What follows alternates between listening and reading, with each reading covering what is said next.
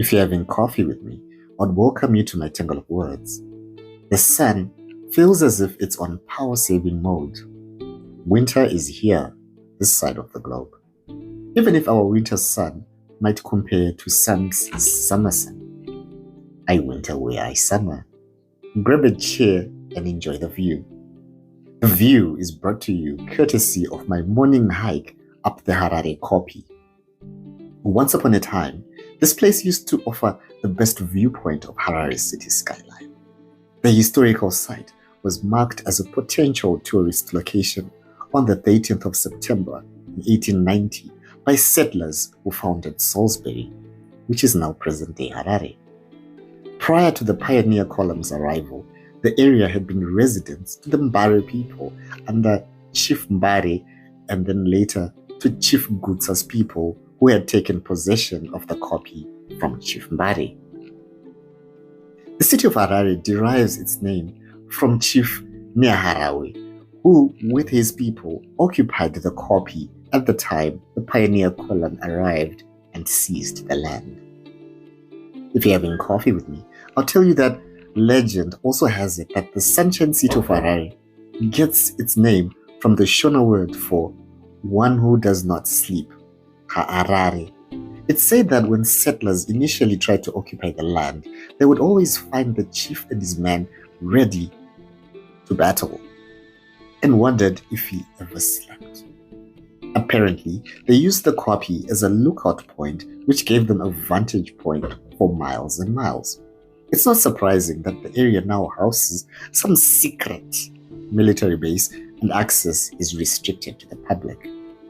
If you're having coffee with me, I'll tell you that since we're in the neighborhood, we'd also drop by Colcom City, the home of Colcom Foods, a leading Zimbabwean food beverage company whose history dates back to 1943 when it started as a National Pig Breeders Cooperative. Colcom is currently running a Sunday brunch special, which would easily be one of the hottest food promotions in Harare. I saw the promotional flyer on social media and thought this was a chance to treat myself to the kind of brunch I only just dream of. I absolutely recommend and will definitely go again. But go early, it gets packed later in the day, as one can imagine.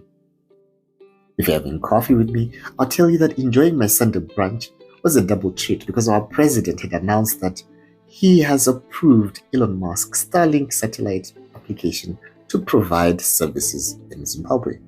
This would make Zimbabwe the 100th country in the world and the 9th African country to adopt the low Earth orbit satellite internet. This also comes on the heels of the announcement of a local telecommunication securing a distribution deal with UTEL's OneWeb to also offer satellite internet. Looks like the race for satellite internet is on, even though one wouldn't say Eutelsat and Starlink are direct competitors. They might use similar technologies and have somewhat similar goals. They target different clientele and have different objectives. Why is this a huge deal?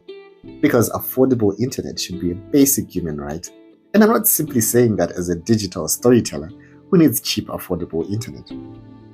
Access to the internet has a way of connecting the world to the global village, and affordable internet bridges the digital divide and advances technological solutions.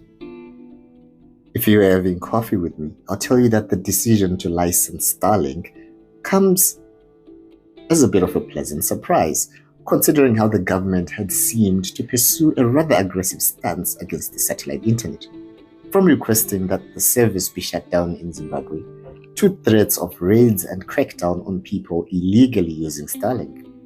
Their reasoning was that the service should not be provided without proper licensing and approval.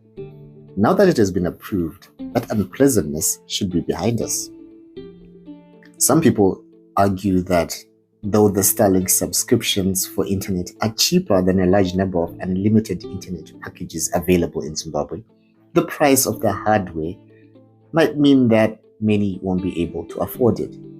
However, I am of the view that the benefits will trickle down. We're soon going to see a reduction in internet prices as internet service providers outcompete each other to try and secure their customers from jumping ship.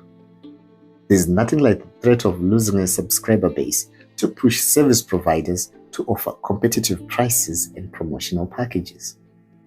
What does Starlink mean to you? What's been going on in your neck of the woods?